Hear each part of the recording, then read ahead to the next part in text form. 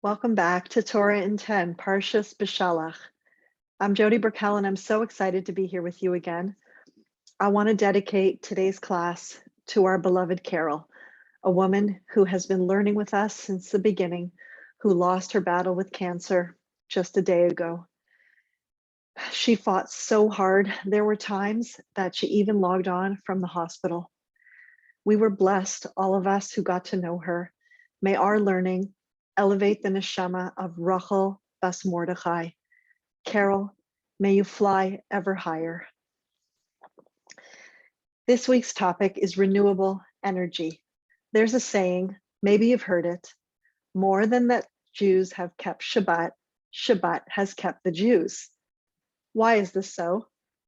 I don't know about you, but now, more than ever, I kind of think God is a genius. Like he knew when he created the world that in 2022, me and the rest of the world would be shackled to our phones and computers, scrolling and binging and working day and night. If we're intellectually honest, we can't deny this reality. If God didn't command us to stop, we never would. As I was researching a class on Shabbat, I came upon something that immediately caught my attention. The article was in Vogue Magazine. Yeah, you heard me, Vogue Magazine, an article written by Ariel Feldman, and it's entitled, How to Host a Shabbat Dinner and Why You Should, Even If You're Not Celebrating. The author introduces Vogue readers to the concept of resting on Shabbat. In our hyper-busy, hyper-connected world, she notes, spending time focusing on what's important in life and connecting with people face-to-face is a powerful way to recharge. Shabbat, she continues, the concept of spending quality time with family and friends while taking a break from scrolling on Instagram is for everyone. She says it's an ancient antidote to our modern ailments. No kidding, Vogue. Rabbi Sack explains Shabbat, which we encounter for the first time in this Parsha, is one of the greatest institutions the world has ever known. It changed the way people thought about time. Prior to Judaism, he tells us, people measured time either by the sun, the solar calendar, or by the moon, the lunar calendar. Rabbi Sack says, we have years because of the sun, months because of the moon, and weeks because of the Jews. I have to tell you, when I was reading this chapter last Shabbat, I was blown away by Rabbi Sack's language. It's like poetry. I have to share it in its entirety. He says, what Shabbat did and still does is to create a space within our lives and within society that we are truly free. Free from the pressures of work, free from the pressures and the demands of ruthless employers, free from the siren calls of a consumer society urging us to spend our way to happiness, free to be ourselves in the company of those we love. Shabbat meant freedom from something different over the centuries. When the Jews left Egypt, it meant freedom from slavery.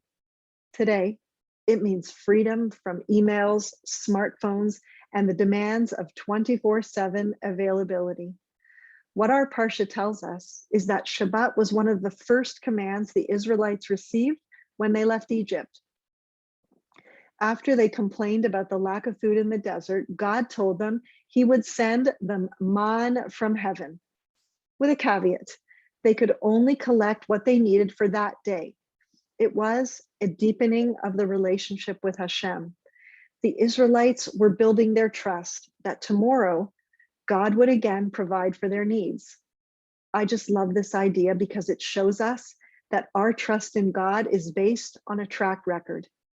Every day, more manna would fall.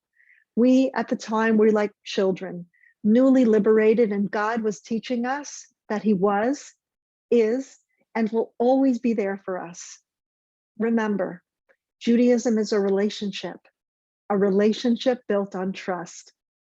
But God also told the people that they were not supposed to collect the manna on the seventh day. Instead, a double portion would fall on the sixth day. Fun fact, This is why we have 2 challahs on Shabbat.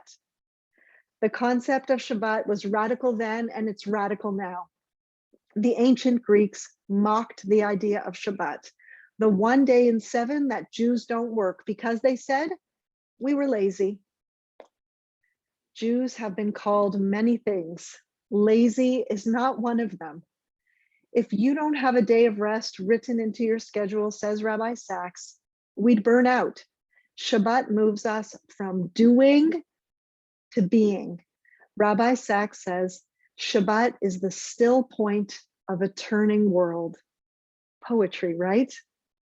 I didn't grow up having Shabbat as part of my life. I was in my mid-30s when I experienced my first authentic Shabbat meal.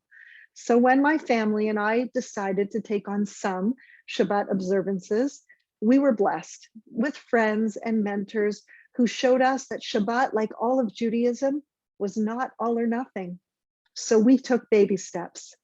But the truth is, the more we did do to engross ourselves in Shabbat, the more Shabbat became this beautiful gift from God. And this gift is for every Jew, no matter your level of knowledge or observance. Don't get me wrong, everyone asks me this question. If Shabbat is a day of rest, why does it seem to be your busiest day of the week? And they're right, it is. And don't even get me started on a 3-day yontif.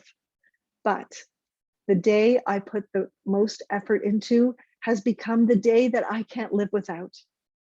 In Pirkei Avos, Ethics of Our Fathers, our sages say, according to the effort is the reward.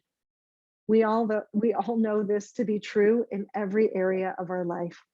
Rabbi Sack says so beautifully, Shabbat is the day where we stand still and let all our blessings catch up with us. Add in the most delicious food and dessert on the most beautiful table, singing songs, playing games with our children, and yes, some prayers too, and you have the recipe for the greatest connections with the people you love the most. But don't take my word for it. Try it. Choose one thing and build on it. If you need suggestions, send me an email. You will see that Shabbat is filled with so much. It's easy to understand why it was and still is one of the foundations of the Jewish people and the best part of my family's week. God gave Shabbat as a gift to the Jewish people. It's humanity's greatest source of renewable energy, the day that gives us the strength to keep on creating. And I can't imagine my life without it. Wishing you and your loved ones a Shabbat Shalom.